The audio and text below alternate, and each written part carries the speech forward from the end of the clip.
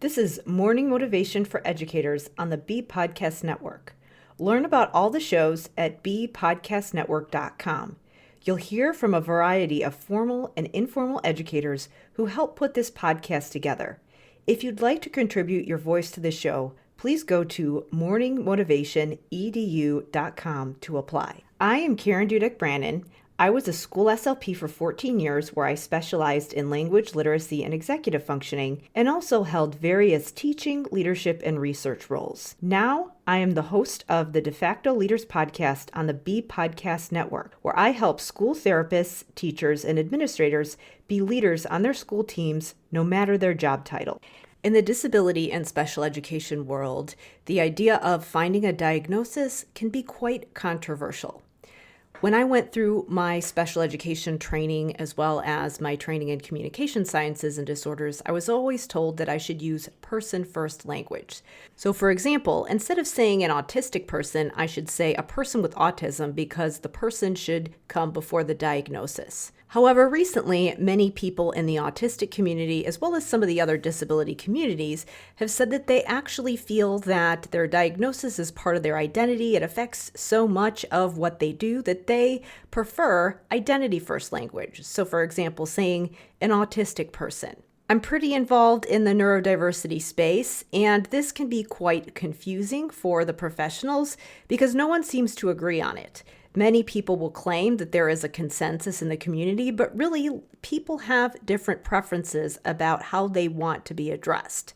So you do have to be discerning and aware of what an individual prefers. Now, in my content, I tend to use identity-first language, although I do toggle back and forth. If I have an individual in front of me, obviously I will do whatever they prefer. But part of the shift in the language has to do with what a diagnosis means, because the assumption with person-first language was that a diagnosis could potentially be a negative thing. But many people prefer identity-first language because they feel that it is part of them, and that actually feels good to them. But if you are in a position where you're navigating a diagnosis, especially if it's someone in your care, your child, your student, and you're talking about this, we need to understand what a diagnosis can do, because there is the perspective that labeling a child will somehow stigmatize them and cause them to have a negative experience. However, in my many years of work in special education, I have found that the opposite is true, but it depends on what you think that diagnosis means. There are unproductive ways that diagnoses have been used. For example, if a teacher assumes that a child is not going to be able to do something because they have a diagnosis. If someone is left out of certain things, even though they maybe show that they have potential, of course that's going to be stigmatizing.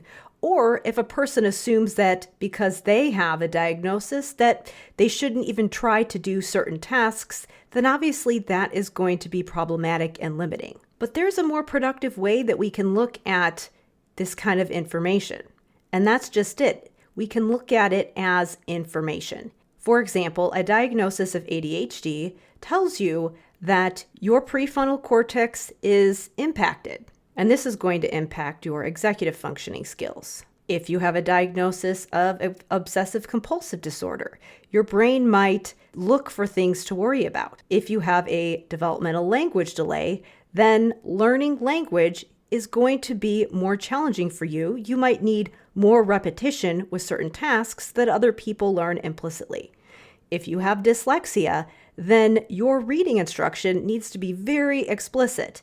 And just like someone with the developmental language delay, many of those things that other people learn implicitly just has to be more explicit for you.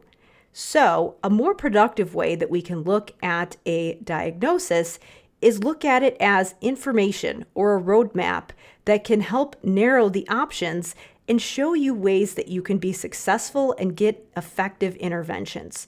No, a diagnosis does not need to completely define you. And no, one person with a diagnosis may be different from another person with that same diagnosis. We do need to be able to assess each person's individual situation, but that diagnosis can actually give you a lot of information that can be extremely empowering, and also it can make you eligible for certain services, both in the school systems as well as things that your insurance will cover. So the message today is don't be afraid of a diagnosis. You can choose to believe that a diagnosis is empowering.